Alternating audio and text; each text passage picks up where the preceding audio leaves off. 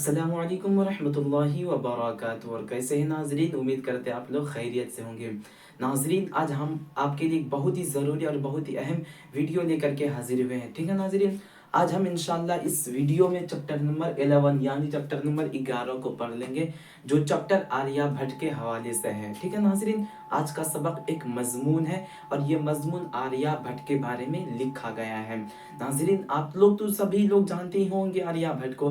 अगर नहीं जानते तो इंशाल्लाह आज के इस वीडियो से आप लोग सब कुछ जान जाएंगे कि आर्यभट्ट कौन थी, उनका असल नाम या फिर उनकी पैदाइश कहाँ हुई थी, वो कब पैदा हुए थे, उनकी वफात कब हुई थी और आर्यभट्ट कितने बड़े साइंटिस्ट थे। ये सारी चीज़ इंशाल्लाह आपको इस वीडियो के ज़रिए से मालूम हो जाएगी। ठीक है नाज़रीन, तो सर सबसे पहले हम लोग आर्यभट्ट के बारे में कुछ जान लेते हैं। क्योंकि यह आर्यभट्ट हिंदुस्तान के बहुत ही बड़े अजीम साइंसदा है। कौन है? हिंदुस्तान के बहुत ही बड़े साइंसदा है, एक अजीम साइंसदा है। आर्यभट्ट ने आज से तकरीबन 1500 साल पहले, तकरीबन 1500 साल पहले ये साबित कर दिया था कि ज़मीन गोल है। क्या है? ज़मीन गोल है। आज जो हम लोग कहते हैं कि ज़मीन गोल है, ये किसने बताया था? आर्यभट्ट ही ने बताया था। कितने साल पहले? आज से तकरीबन 1500 साल पहले, यानी 1500 साल पहले बता दिया था कि ज़मीन गोल है। और आर्यभट्ट ने ही बताया था कि सूरज ग्रहण किसे कहते हैं, चांद ग्रहण किसे कहते हैं, ग्रहण कितने तरह का होता है, ये आर्यभट्ट ने हमें बताया था। और इंशाल्लाह हम आपको इस वीडियो के ज़रिए से बताएंगे। अगर आखिर तक इस वीडियो को देखिएगा तो इंशाल्लाह आपको हर एक चीज़ बहुत ही आसान तरीके से समझ में आ जाएगी। ठीक है नाज़रीन, आर्यभट्ट ही वो अजीम साइंसदा है जिन्होंने ज़ीरो का आविष्कार किया था, जिन्होंने ज़ीरो की शुरुआत की थी। ज़ीरो जो आप लोग मैथमेटिक्स से पढ़ते हैं, हिसाब बनाते हैं, उसमें जो ज़ीरो आता है उसका आविष्कार किसने किया था? आर्यभट्ट ने किया था। ज़ीरो का आगाज़ आर्यभट्ट ने किया था। और उसमें जो वो शून्य आता है मैथमेटिक्स में, जैसे शून्य कहता शून्य कहा जाता है, उसका भी आविष्कार आर्यभट्ट ने ही किया था। ठीक है नाज़रीन, तो आइए हम लोग सबसे पहले आर्यभट्ट के बारे में कुछ जानकारी हासिल कर लेते हैं। क्योंकि एग्जाम में ज़्यादातर सवालात आते हैं कि आर्यभट्ट की असल पैदाइश कब हुई थी, उनकी पैदाइशी तारीख क्या था, कहाँ पैदा हुए थे, ये सारी चीज़ के हवाले से सवालात आते हैं। और आज का सबक बहुत ही ज़्यादा ज़रूरी और बहुत ही अहम है नाज़रीन। ठीक है, इसलिए आपको चाहिए कि इस वीडियो को लास्ट तक जरूर देखिएगा। ठीक है नाज़रीन, तो देख लेते हैं हम सबसे पहले। देखिए चैप्टर नंबर कितना? 11, आर्यभट्ट और तरीगना। आर्यभट्ट और तरीगना ये चैप्टर का नाम है। ठीक है नाज़रीन, आगे देखिए। आर्यभट्ट की पैदाइश पटना। देखिए आर्यभट्ट की पैदाइश पटना के मगरिब खगोल में 476 में हुई थी। कितने में? 476 में। कहाँ पे? पटना के मगरिब। मगरिब का मतलब पूरब होता है, यानी पटना के पूरबी इलाके में 476 में ईस्वी में पैदा हुए थे। 88 साल की उम्र, यानी उनकी पूरी जिंदगी 88 साल की हुई थी। कितने साल की? उसकी पूरी जिंदगी यहाँ पे लिखा हुआ देखिए, 88 साल की हुई थी और वफात 554 में हो गई थी। यानी 476 में पैदा हुए थे और 554 में इंतकाल हो गए थे। वो उन्होंने 88 साल की जिंदगी दुनिया में जिया था। ठीक है ना सिर्फ, अब आगे देख लेते हैं। देखिए पटना शहर से 30 किलोमीटर जुनूब में मसूरी के नज़दीक तरीगना में अपने तहकीकी कामों के लिए एक तजुर्बागाह कायम किया था और तरीगना ही में बैठकर मशहूर किताब आर्य सिद्धांत और तंत्र लिखे थे। आर्यभट्ट जो अजीम साइंसदा थे, उन्होंने क्या बोलते हैं, पटना शहर से 30 किलोमीटर मगरिब में, 30 किलोमीटर जुनूब मसूरी के नज़दीक, पटना से 30 किलोमीटर मसूरी के नज़दीक तरीगना में एक रिसर्च सेंटर बनाया था। क्या बनाया था? रिसर्च सेंटर बनाया था। वहीं बैठ करके वो सितारों के बारे में, तारों के बारे में, चांद के बारे में रिसर्च किया करते थे, खोज किया करते थे। और वहीं बैठ करके उन्होंने 2 किताबें लिखी थी सूरज ग्रहण के हवाले से, एक आर्य सिद्धांत और दूसरा तंत्र। ये 2 किताबें लिखे थे। ठीक है नाज़रीन, वो कहाँ पे बैठ करके? तरीगना में बैठ करके। उसके बाद देख लीजिए तरीगना कहाँ पे, यहाँ पे देख लीजिए, पटना गया रेलवे लाइन में मसूरी स्टेशन का नाम तरीगना रखा गया। यानी पटना गया रेलवे लाइन में मसूरी स्टेशन का नाम तरीगना रखा गया। क्या रखा गया? तरीगना रखा गया। तरीगना कहाँ पे? देखिए तरीगना पश्चिम में सून नदी और पूरब में पुनपुन नदी के बीच में वाक़ई है। कहाँ पे? तरीगना में तरीगना पश्चिम में, तरीगना कहाँ पे? तरीगना पश्चिम में सून नदी और पूरब में पुनपुन नदी के बीच में है। तरीगना पश्चिम में पुन नदी और पूरब में पुनपुन नदी के बीच में है। आगे देख लेते हैं। आर्यभट्ट ने 60 फीट की बुलंदी का एक टीला बनाया था। कहाँ पे? तरिगना में। यहाँ जो तरिगना है वहां पे एक टीला बनाया था, एक रिसर्च सेंटर बनाया था। कितने फीट की थी वो? 60 फीट। ये शायद नहीं दिख रहा होगा आपको, ये 60 फीट की लंबाई थी, ठीक है ना। 60 फीट लंबाई का एक टीला बनाया था, एक इमारत यानी एक रूम, एक रिसर्च सेंटर बनाया था, ठीक है ना। 60 फीट की बुलंदी का एक टीला बनाया था जिस पर बैठकर वह रातों भर तारों और सैयारों के बारे में तहकीक करती थी। आर्यभट्ट ने तरिगना में एक रिसर्च सेंटर बनाया था 60 फीट की दूरी पर, 60 फीट की बुलंदी पर, और वहीं बैठ करके वह तारों के बारे में, सितारों के बारे में, सूरज के बारे में तहकीक करती थी, रिसर्च करती थी, ठीक है नाज़रीन। तो आपको मालूम हो गया होगा कि आर्यभट्ट की पैदाइश कहाँ हुई थी। देखिए पटना के मगरिब खगोल में 476 ईस्वी में पैदा हुए थे और 554 ईस्वी में उसका इंतकाल हो गया था, ठीक है नाज़रीन। आर्यभट्ट ने क्या बोलते हैं हमें जो बताया था कि सूरज ग्रहण, यानी हम जो आज सूरज ग्रहण को देख रहे हैं, ये ग्रहण कितने तरह का होता है? 2 तरह का होता है। ग्रहण कितने तरह का होता है? 2 तरह का होता है। ये किसने बताया था? आर्यभट्ट ने बताया था कि ग्रहण 2 तरह का होता है, ठीक है नाज़रीन। ग्रहण 2 तरह का होता है, एक सूरज ग्रहण और एक चांद ग्रहण। जब चांद अपना साया सूरज पर डालता है, जब चांद अपना साया सूरज पर डालता है तो सूरज ग्रहण हो जाता है, और जब सूरज अपना साया चांद पर डालता है तो चांद ग्रहण हो जाता है। समझ में आया? ग्रहण 2 तरह का होता है, एक चांद ग्रहण और सूरज ग्रहण। जब चांद अपना साया, साया का मतलब पर्दा, जब चांद अपना पर्दा सूरज पर डालेगा तो सूरज छुप जाएगा तो सूरज ग्रहण हो जाएगा, और जब सूरज अपना साया चांद पर डालेगा तो चांद छुप जाएगा, वो चांद ग्रहण हो जाएगा। तो ग्रहण 2 तरह का होता है, ठीक है नाज़रीन। और क्या बोलते हैं, ग्रहण जो है ना कभी जुज़वी होता है और कभी कुल्ली होता है, यानी कभी थोड़ा सा ग्रहण लगता है और कभी ज्यादा ग्रहण लगता है। जब आधा चांद छुप जाए या थोड़ा सा चांद छुप जाए तो उसको जुज़वी ग्रहण कहते हैं, उसको जुज़वी चांद ग्रहण कहते हैं। लेकिन जब पूरा चांद छुप जाए तो वो कुल्ली ग्रहण हो जाता है, या फिर जब सूरज आधा छुप जाए, थोड़ा सा छुप जाए, उसे जुज़वी यानी थोड़ा सा आधा, उसे जुज़वी सूरज ग्रहण कहेंगे। लेकिन जब पूरा सूरज ग्रहण छुप जाएगा उसे कुल्ली सूरज ग्रहण कहते हैं, ठीक है नाज़रीन।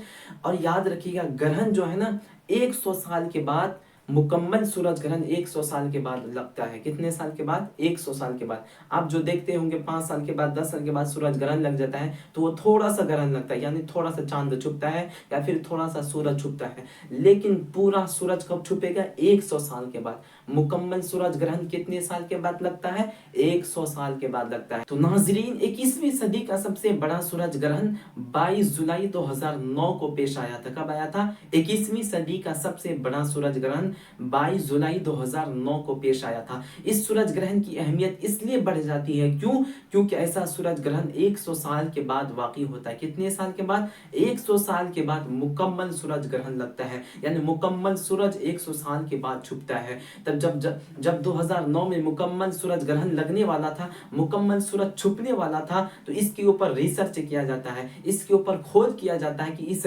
2009 के सूरज ग्रहण को देखने के लिए सबसे अच्छी जगह कौन सी है, सबसे बेहतरीन जगह कौन सी है। तो जब 2009 में सूरज ग्रहण लगने वाला था, उससे 20 साल पहले, उससे कई साल यानी 20 साल पहले 2008 में एक किताब लिखी जाती है, और उस किताब लिखने वाले का नाम जे एंडरसन होता है। क्या होता है? जे एंडरसन होता है, और ये अमेरिका के बहुत बड़े साइंटिस्ट होते हैं। जब अमेरिका के साइंटिस्ट ने बताया कि 2009 के सूरज ग्रहण को देखने के लिए सबसे अच्छी, सबसे बेहतरीन जगह तरिगना की जगह है, जब उन्होंने तरिगना का नाम दिया तो तरिगना और बहुत ज्यादा मशहूर हो गई है। आर्यभट्ट का नाम और बहुत ज्यादा मशहूर हो गया। क्यों? क्योंकि आर्यभट्ट ने आज से तकरीबन 1500 साल पहले ही बता दिया था कि सूरज ग्रहण को देखने के लिए, रिसर्च करने के लिए सबसे बेहतरीन जगह तरिगना की है। तो जब अमेरिका की साइंस ने बताया कि सूरज ग्रहण को देखने के लिए सबसे अच्छी जगह, सबसे बेहतरीन जगह तरिगना की जगह है, तो सारे के सारे लोग क्या बोलते हैं वहां पे आ जाते हैं। यानी 2009 में जो सूरज ग्रहण लगने वाला था, उस सूरज ग्रहण को देखने के लिए एक दिन पहले ही दुनिया के बड़े बड़े साइंटिस्ट, बड़े बड़े विद्वान, बड़े बड़े अक्लमंद लोग वहां पे आ जाते हैं। कहाँ पे? उस तरीगना में आ जाते हैं सूरज ग्रहण को देखने के लिए, और रात में ही सारे लोग तरीगना पहुंच जाते हैं, और सारे के सारे बड़ी बड़ी मशीनें वहां पे फिट कर दी जाती है ताकि सूरज ग्रहण को देखा जा सके, सूरज ग्रहण के ऊपर रिसर्च किया जा सके आखिरकार सूरज ग्रहण होता क्या है, उसकी असल हकीकत क्या होती है। तो सारे के सारे लोग आ जाते हैं और बड़ी बड़ी मशीनें फिट कर दी जाती है सूरज ग्रहण को देखने के लिए। जैसे ही रात खत्म होती है, जैसे ही सुबह होती है और वह वक्त आ जाता है, यानी 5:29 और 58 का वह लम्हा आ ही जाता है जिसका इंतजार पूरी दुनिया को था। यानी 5:29 और 58 में सूरज ग्रहण होने वाला था, सूरज ग्रहण लगने वाला था। इस वक्त तक इंतजार पूरी दुनिया कर रही थी। जब ये वक्त आता है, लेकिन अचानक क्या कहते हैं कि अल्लाह के सामने किसी की ताकत नहीं चलती है, कहते हैं ना। तो जैसे ही ये टाइम आता है, ये वक्त आता है, अचानक आसमान अब्र आलूद हो जाता है। मतलब ये कि आसमान में बादल छा जाते हैं, अचानक बारिश होने लगती है, इतनी आंधी, तेज तेज आंधी और तूफान आने लगते हैं, और इतनी रात हो जाती है कि जानवर डर जाते हैं। जानवरों को ये लगने लगता है कि रात वापस हो चुकी है, परिंदे अपने घोंसलों की तरफ वापस लौटने लगते हैं। जब बारिश हो जाती है, जब आसमान खराब हो जाता है, जब मौसम खराब हो जाता है, लोग रिसर्च नहीं कर पाते हैं, लोग खोज नहीं कर पाते हैं, और सारे बड़े बड़े जो साइंटिस्ट वहां पे आए थे, सारे लोगों की मेहनत पर पानी फिर जाता है, सारे लोग मायूस हो जाते हैं और वापस अपने अपने घरों को लौट जाते हैं। अब फिर अगर इस अब लौट जाते हैं, तो अगर दोबारा इस सूरज ग्रहण को देखना है, अगर इसके ऊपर दोबारा खोज करना है, तो हमें 100 साल का इंतजार करना पड़ेगा। कितने साल का? 100 साल का इंतजार करना पड़ेगा। अब जब 100 साल 2009 से लेकर के 100 साल जब मुकम्मल हो जाएगा, तब मुकम्मल सूरज ग्रहण लगेगा। फिर उस वक्त न जाने कौन रहेगा कौन नहीं रहेगा, हम लोग तो शायद नहीं रहेंगे, अल्लाह का अगर रह जाए तो अच्छी बात है, लेकिन पता नहीं है। तो उस वक्त जो लोग रहेंगे वो मुकम्मल सूरज ग्रहण को देखेंगे, और जो बड़े बड़े साइंटिस्ट होंगे उसके ऊपर रिसर्च करेंगे, उसके ऊपर खोज करेंगे। और याद रखिएगा नाज़रीन, सूरज ग्रहण एक जोग्राफियाई वाक़या है। अगर आपसे सवाल में पूछे सूरज ग्रहण कैसा वाक़या है, तो आप बता दीजिएगा सूरज ग्रहण एक जोग्राफियाई वाक़या है, ठीक है ना। और सूरज ग्रहण को हम नंगी आंखों से नहीं देख सकते, मतलब ये कि हम खुली हुई आंखों से हरगिज नहीं देख सकते हैं। साइंसदानों का कहना है अगर हम सूरज ग्रहण को खुली हुई आंखों से, नंगी आंखों से देखेंगे तो हमारे आंखों की रोशनी खत्म हो सकती है, आंखों की रोशनी जा सकती है। तो अब उसे देखने के लिए क्या करेंगे हम, उसी के देखने के लिए एक खास किस्म का चश्मा मौजूद होता है, वो चश्मा लगा करके हम सूरज ग्रहण को क्या कर सकते हैं, देख सकते हैं, ठीक है नाज़रीन। तो ये सबक हमें यहीं पर खत्म हो जाता है, लेकिन हमें ये बता के जाता है कि सूरज ग्रहण होता क्या है। और सूरज ग्रहण, मुकम्मल सूरज ग्रहण 100 साल के बाद लगता है। और क्या बोलते हैं, जब हिंदुस्तान में जब पहला दौर चल रहा था, यानी जब आर्यभट्ट पैदा हुए, तो उस वक्त हिंदुस्तान में गुप्त दौर चल रहा था। कैसा दौर? गुप्त दौर चल रहा था। उस दौर में बड़े बड़े लोग हुआ करते थे, यानी ज्यादा पढ़े लिखे लोग होते थे। उस जमाने में लोगों की ज्यादा इज्जत होती थी, पढ़े लिखे लोगों की ज्यादा इज्जत होती थी, ज्यादा लोग उससे मोहब्बत करते थे। और उस दौर, हमने अभी आपको बताया कि उस दौर में गुप्त दौर होता था, और गुप्त दौर को हिंदुस्तान में सुनहरा दौर यानी अच्छा दौर कहा जाता है, ठीक है नाज़रीन। तो ये सबक यहीं पर खत्म हो जाता है, लेकिन हमें और आपको बहुत कुछ सीखने को मिलता है। तो आइए हम लोग अब सवालात की तरफ बढ़ते हैं, जो बहुत ही जरूरी और अहम होता है। हम लोग सवालात को जान लेते हैं, ठीक है नाज़रीन। सबसे पहला सवाल देख लेते हैं। मारूजी सवालात। देखिए यहाँ से आपका मारूजी सवालात शुरू हो जाता है। मारूजी सवालात का मतलब होता है ऑब्जेक्टिव। क्या होता है? ऑब्जेक्टिव, ठीक है। पहला सवाल कह रहे हैं कि आर्यभट्ट की पैदाइश कहाँ पर हुई थी। तो आर्यभट्ट की पैदाइश, सवाल नंबर क्या बोलते हैं, अलीफ पर लगा दीजिएगा, बिहार में, ठीक है। ऑप्शन अलिफ, ग्रुप अलिफ पर लगा दीजिए, बिहार में। सवाल नंबर 2 करें, आर्यभट्ट ने अपना तजुर्बा कहाँ कायम किया था। तो ग्रुप बा यानी तरीगना में कायम किया था। कहाँ पे? तरीगना में। सवाल नंबर 3 करें, हिंदुस्तान में गुप्त दौर को कैसा दौर कहा जाता है। गुप्त दौर को कैसा दौर कहा जाता है। तो सुनहरा दौर। कैसा? सुनहरा दौर कहा जाता है, ठीक है नाज़रीन। उसके बाद सवाल नंबर 4 कह रहे हैं, सवाल नंबर 5 कहने कि आर्यभट्ट का ताल्लुक किस अहद से था। आर्यभट्ट का ताल्लुक किस अहद, अहद का मतलब जमाना, किस जमाने से था। तो आप बता दीजिएगा आर्यभट्ट का ताल्लुक गुप्त दौर से था। किससे? गुप्त दौर, यानी ग्रुप अलीफ पर निशान लगा दीजिएगा, गुप्त का मतलब छुपा हुआ दौर से, ठीक है नाज़रीन। उसके बाद सवाल नंबर 5 कह रहे कि आर्यभट्ट ने किस साइंसदान की रहनुमाई की थी। तो आप बता दीजिएगा पाइथागोरस। किसकी रहनुमाई? पाइथागोरस। पाइथागोरस एक बहुत बड़े साइंटिस्ट थे, बहुत बड़े साइंटिस्ट थे। हिंदुस्तानी के साइंटिस्ट थे। अगर उसे कभी किसी की मदद होती, किसी रिसर्च के ऊपर कोई मदद की जरूरत पड़ती थी तो आर्यभट्ट उसकी मदद करते थे। अब जरा सोच सकते हैं, पाइथागोरस बहुत बड़े साइंटिस्ट हैं लेकिन उसकी मदद आर्यभट्ट करते थे। अब इससे पता चल सकता है, अंदाजा लगा सकते हैं आप कि आर्यभट्ट कितने बड़े साइंटिस्ट हैं। पाइथागोरस से भी बहुत बड़े साइंटिस्ट आर्यभट्ट। ठीक है नाज़रीन, तो आपका मारूजी सवाल खत्म हो जाता है, यहाँ से आपका मुख्तसर सवाल शुरू हो जाते हैं। ठीक है, मुख्तसर सवाल। तो पहला सवाल कह रहे हैं, एक मिनट, पहला सवाल करेगा, सूरज ग्रहण और चांद ग्रहण का मुख्तसर तारुफ पेश कीजिए। सूरज ग्रहण चांद ग्रहण का मुख्तसर तारुफ पेश कीजिए। कैसे कीजिएगा, लिखिएगा जवाब। किसी एक सैयारा या सितारा पर जुज़वी या मुकम्मल तौर पर पर्दा पड़ जाने को ग्रहण कहते हैं। किसी सैयारा या सितारा पर जुज़वी या मुकम्मल तौर पर पर्दा पड़ जाने को ग्रहण कहते हैं। ठीक है नाज़रीन। दूसरा सवाल कह रहे कि आर्यभट्ट की जाए पैदाइश और तारीख पैदाइश पर रोशनी डालिए। तो बता दीजिएगा कि तहकीक करने के बाद पता चलता है कि आर्यभट्ट की पैदाइश जिला पटना के मगरिब में खगोल में 476 ईस्वी में हुई थी, यानी 476 ईस्वी में पटना के मगरिब खगोल में पैदा हुई थी। ठीक है नाज़रीन। उसके बाद सवाल नंबर 3 कह रहे कि तरीगना के महल्ले वकू पर 5 जुमले लिखिए। तरीगना के महल्ले वकू पर 5 जुमले लिखिए। कैसे लिखिएगा कि तरीगना पटना से दक्षिण 30 किलोमीटर की दूरी पर है। यहाँ पर भी लिखा हुआ, ठीक है, लेकिन आप यहाँ से किताब से बता दीजिएगा कि तरीगना पटना से दक्षिण की जानिब 30 किलोमीटर की दूरी पर है। उसका सब डिवीजन मसूरी है। मसूरी तरीगना स्टेशन है। मसूरी तरीगना स्टेशन है। तरीगना के इलाका पश्चिम में सून नदी और पूरब में पुनपुन नदी तक फैला हुआ है। ठीक है ना। आर्यभट्ट ने अपना साइंसी तजुर्बागाह यहीं पे कायम किया था, यहीं पे बनाया था। इस तरह से आप बता दीजिएगा। सवाल नंबर 4 कह रहे, क्या सूरज ग्रहण को हम नंगी आंखों से देख सकते हैं? अगर नहीं तो फिर क्यों? तो लिख लीजिएगा जवाब। साइंसदानों का कहना है क्या, हम सूरज ग्रहण को नंगी आंखों से नहीं देख सकते। क्यों? क्योंकि अगर हम उसे देखेंगे तो हमारे आंखों की रोशनी खत्म हो जाएगी, इसलिए उसके देखने के लिए खास किस्म का चश्मा मौजूद होता है। हम उस चश्मे को लगा करके सूरज ग्रहण को आसानी के साथ देख सकते हैं। ठीक है नाज़रीन।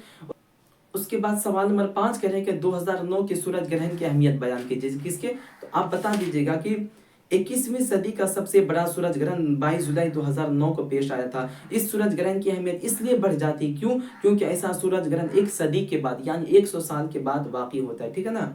तो इस तरह से आप क्या कीजिएगा, बयान कर दीजिएगा। उसके बाद तवील सवाल आ जाते हैं, लेकिन इसको पढ़ने की कोई ज़रूरत नहीं है। ठीक है ना। अगर चाहे तो आप पढ़ सकते हैं, वरना इसकी कोई ज़रूरत नहीं है, क्योंकि ये तवील सवाल एग्जाम में नहीं आते। सिर्फ मुख्तसर सवाल और मुख्तसर तरीन सवाल और मारूजी सवाल आते हैं। ठीक है नाज़रीन। तो याद रखिएगा, ये सबक आपका यहीं पे ख़त्म हो जाता है। नाज़रीन, आपसे थोड़ा सा एक प्यारा सा रिक्वेस्ट या गुजारिश समझ लीजिए, अगर आपको ये वीडियो थोड़ा सा भी पसंद आए तो नाज़रीन आप अपनी मोहब्बत से हमें ज़रूर नवाजिएगा, ताकि हम आपके लिए रोज़ाना एक नया वीडियो लेकर के हाजिर हो सके। ठीक है नाज़रीन।